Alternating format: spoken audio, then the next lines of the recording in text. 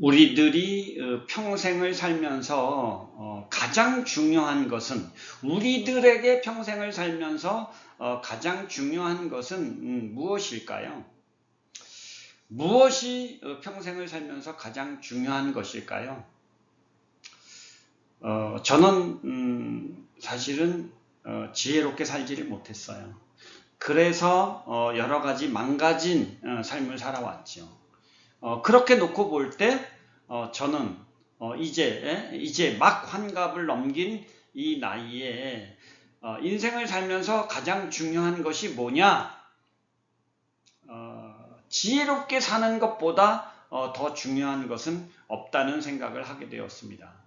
자, 그래서 이제 대부분의 사람들이 어떻게 살아야 지혜롭게 사는 것인지를 체계적으로 정리하고 요약하고 깨우치게 해서 세상 사람들에게 좀 더 지혜로운 삶을 살 수 있도록 도움을 드리고 싶어졌습니다.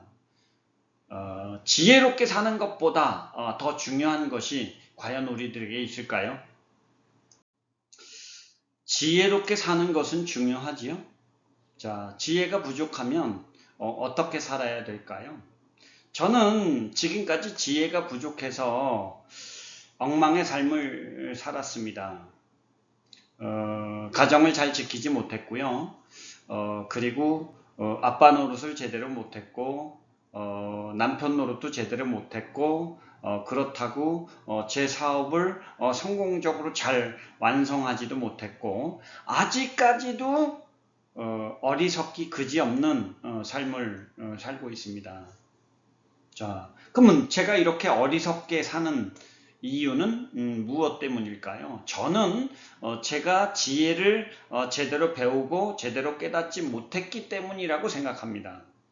자, 그렇다면 앞으로는 어떻게 지혜를 터득해야 하는 걸까요? 저는 세상 사람들이 어떤 지혜를 어떻게 가지고 살아야 되는지를 체계적으로 정리하고 체계적으로 알려드리고 싶어요. 그래서 이 영상을 찍고 있는 겁니다. 자, 무엇에 대한 지혜가 중요한가요? 자, 행복에 관한 지혜가 중요하죠. 돈에 관련된 지혜도 중요합니다. 자, 사업에 관련된 지혜, 영업에 관련된 지혜, 그리고 성장에 관련된 지혜, 이 모든 것들이 다 적절하게 조화를 이룰 수 있어야 됩니다. 물론 각각의 지혜는 차이가 있을 수 있고 각각의 지혜마다 특별한 알고리즘들이 있으리라 생각을 합니다. 자, 이것을 어떻게 체계적으로 배울 수 있느냐는 중요한 문제 아닐까요? 삶의 지혜 중에서 가장 중요한 지혜는 어떤 지혜일까요? 저는 행복하게 사는 지혜, 풍요롭게 사는 지혜가 가장 중요하다고 생각합니다. 행복하게 살기도 해야 되지만 풍요롭게 살기도 해야 되거든요. 자, 그런데 하나의 지혜로 인생을 사는 대부분의 문제가 해결될 만한 그런 지혜는 어떤 것이 있을까요? 그것을 가장 많이 연구하고 가장 많이 노력했지요. 우리는 행복해야 되고요. 그리고 동시에 풍요롭기도 해야 됩니다. 그 지혜를 하나의 지혜로 모을 수만 있다면 우리는 이것을 실천하기가 훨씬 더 수월하지 않을까요? 지혜롭다는 것은 무엇일까요? 자, 문제가 없다는 것일까요? 아니면 그 이상일까요? 아니면 명확하게 원칙과 방법을 알고 있는 것일까요? 저는 문제가 없는 것 그 이상이면서 명확하게 원칙과 방법도 알고 있어야 된다라고 생각합니다. 그래야 지혜로운 것이라는 거죠. 그러니까 명변지가 되어 있어야지만 지혜가 있는 것이다 라고 생각을 합니다. 자, 행복하다는 것은 무엇일까요? 자, 행복하다는 것은 마음의 만족과 기쁨을 느끼는 것이다 라고 사전적인 표현이 되어 있습니다.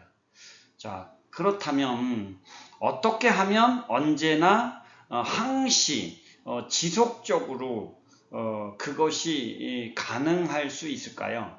어떻게 하면 언제나 항시 지속적으로 행복하게 느끼는 것이 가능할까요? 무엇을 어떻게 하면 그것이 가능할까요? 행복하게 사는 비결은 무엇일까요? 저는 한 가지 단어로 이것을 찾아냈습니다. 경천하고 애인하는 것이 아닐까 생각합니다. 하늘을 공경하라, 겸손해지고 그리고 욕심을 부리지 마라, 사람을 섬겨라, 이런 뜻을 저는 경천이라고 생각합니다. 그리고 애인하라, 사람을 사랑하는 것이다 라고 생각합니다. 내가 만나는 사람들을 진정으로 사랑할 수만 있다면 그것이 곧 행복하게 사는 비결이 아닐까 이렇게 생각합니다. 그래서 행복하게 사는 비결의 핵심은 하늘을 공경하는 것이고 사람을 사랑하는 것이다. 저는 이렇게 생각합니다.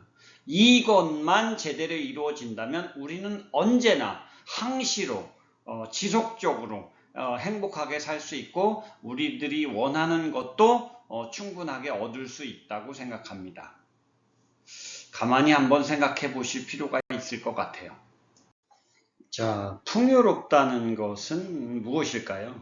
자, 넉넉해서 부족함이 없고 여유롭게 느껴지는 것, 이것이 풍요롭다는 것의 사전적인 해석입니다. 자, 그렇다면 어떻게 언제나 항시 지속적으로 풍요롭게 느끼는 것이 가능할까요? 어떻게 하면 언제나 풍요롭게 살 수 있을까요?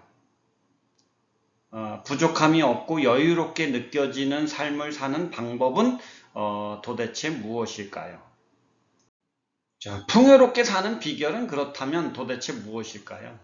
자, 한마디로 말해서 근검 전략하는 것 아닐까요? 근면하게 일하고 검소하게 전략하는 거예요. 그래서 근검 전략하면 우리는 언제나 항시 지속적으로 풍요롭게 살 수 있습니다. 자, 별거 아니죠. 자, 그런데 우리는 이것을 망각하고 자꾸 잊어버리고 실천하지 못하는 것입니다. 자, 진정으로 풍요롭게 살기를 원하신다면 우리는 근검 전략의 습관을 가질 수 있어야 됩니다.